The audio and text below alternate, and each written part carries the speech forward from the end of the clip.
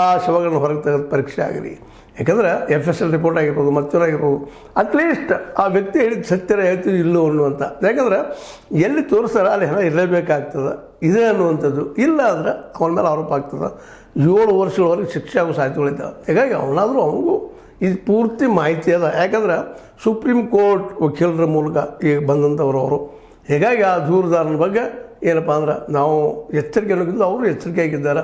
ಆದಷ್ಟು ಪೊಲೀಸರ ಕೈಯಲ್ಲಿ ಅವ್ರನ್ನ ಕೊಡ್ಲಿಕ್ಕೆ ಹೋಗ್ತಾಯಿಲ್ಲ. ಯಾಕಂದ್ರೆ ಪೊಲೀಸರ ಮೇಲೆ ಇಲ್ಲಿ ಭರವಸೆ ಉಳಿದಿಲ್ಲ.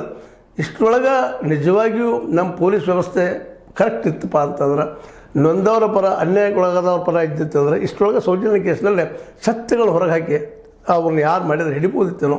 ಇಲ್ಲಿವರೆಗೆ ಹಿಡಿದಿಲ್ಲ. ಇದರರ್ಥ ಪೊಲೀಸ್ ವ್ಯವಸ್ಥೆ ಮೇಲೆ ಸಹಿತ ಸಂಶಯ ಅದ. ಹೀಗಾಗಿ SIT ಸಹಿತ ಕರ್ನಾಟಕದ್ದು ಪೊಲೀಸ್ ವ್ಯವಸ್ಥೆ ಅದ. ಈ ನೆಲೆಗಟ್ಟಿನಲ್ಲಿ ಇವ್ರ ಮೇಲೂ ಅವ್ರಿಗೆ ವಿಶ್ವಾಸ ಇಲ್ಲ. ಏನೋ ಆಗಲಿ ನೋಡೋರು. ಈಗ ಆರೋಪಂತಿ ಒಂದು ಮಾಡಿದಂಥ ವ್ಯಕ್ತಿಗೆ ಇನ್ನು ಅದು ತೋರಿಸುವಂಥ ಜವಾಬ್ದಾರಿ ಅವ್ರಿಗಿಲ್ಲ, ಪ್ರೂವ್ ಮಾಡುವಂಥ ಜವಾಬ್ದಾರಿ ಅವ್ರಿಗಿಲ್ಲ. ಅದನ್ನು ಮಾಡ್ತಾರೆ ಅನ್ನೋ ವಿಶ್ವಾಸ ಈ ಕೋರ್ಟ್ ನ್ಯಾಯಾಧೀಶರಿಗೂ ಅದ, ಅದ್ರ ಜೊತೆಗೆ ನಮ್ಮ ವಕೀಲರಿಗೂ ಅದ.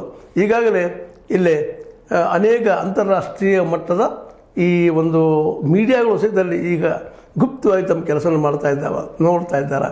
ಎಲ್ಲರ ಕಣ್ಣಲ್ಲಿರೋದ್ರಿಂದ ಅಷ್ಟು ಸುಲಭವಾಗಿ ಆ ಶವಗಳನ್ನು ಕಿತ್ತಾಗೋದಾಗಲಿ ಮತ್ತೇನಾಗಲಿ ಮಾಡೋದು ಸುಲಭದ ಕೆಲಸ ಅಲ್ಲ ಅನ್ನೋದು ಈಗಾಗಲೇ ಸ್ಪಷ್ಟ ಇರುವಂಥ ವಿಷಯ. ಯಾಕಂದರೆ ಈಗ ಭಾಳ ದೀರ್ಘಕ್ಕೆ ಬಂದದ್ದು ಇದು.